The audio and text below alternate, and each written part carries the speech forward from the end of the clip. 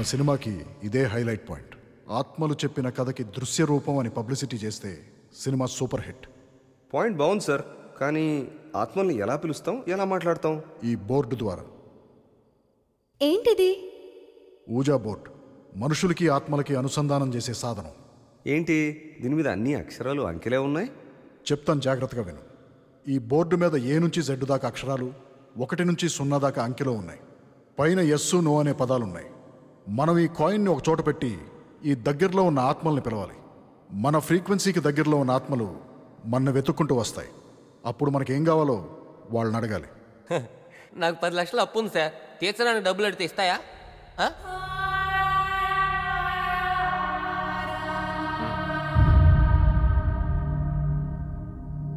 ఈ గేమ్కి కొన్ని రూల్స్ ఉంటాయి.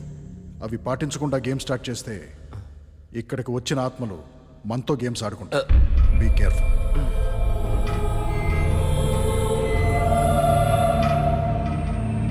మనందరం కలిసి మన చూపుడు వేలు ఈ కాయిన్ మీద పెట్టి ఆత్మను పిలవాలి. ఆత్మ వచ్చిన తర్వాత ఏ ఒక్కళ్ళు చూపుడు వేలు తీసేసినా ఆత్మకు చాలా కోపం వస్తుంది. అప్పుడు ఆ ఆత్మ వేలు తీసేసిన వాళ్ళతోనే ఉండిపోతుంది. ఆత్మ వచ్చిన తర్వాత మనకేం కావాలో అవే అడగాలి. పిచ్చి పిచ్చి ప్రశ్నలు వేస్తే ఆ ఆత్మ మనని హింసిస్తుంది. Last and most important thing, ఆత్మ వెళ్ళిపోయేటప్పుడు ఆత్మకి చాలా మర్యాదగా గుడ్ బై చెప్పి మరీ పంపించాలి.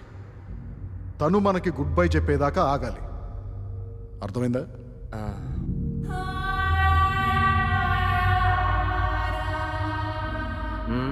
ఇంత రిస్క్ చేసి గేమ్ ఆడి ఆత్మలు పిలవడం అవసరమా సార్?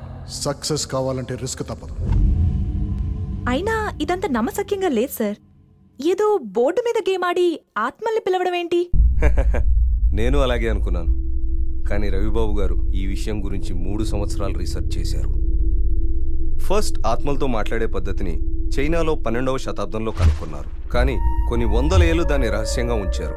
తర్వాత మళ్ళీ 19వ శతాబ్దంలో మనుషులు ఆత్మలతో మాట్లాడే చాలా పద్ధతులు ప్రాచుర్యంలోకి వచ్చాయి.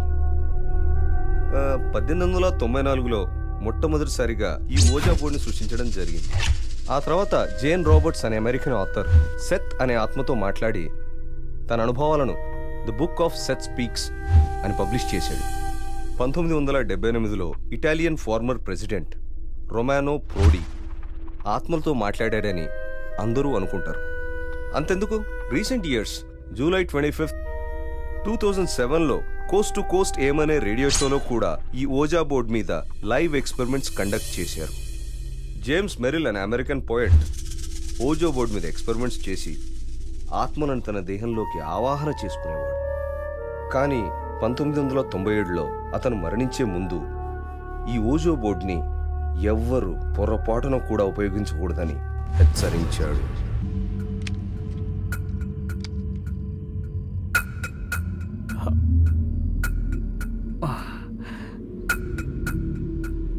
అది దీనిలో రికార్డ్ చేసామనుకో, మొత్తం మ్యాటర్ చాలా క్లారిటీగా అర్థమైపోతుంది.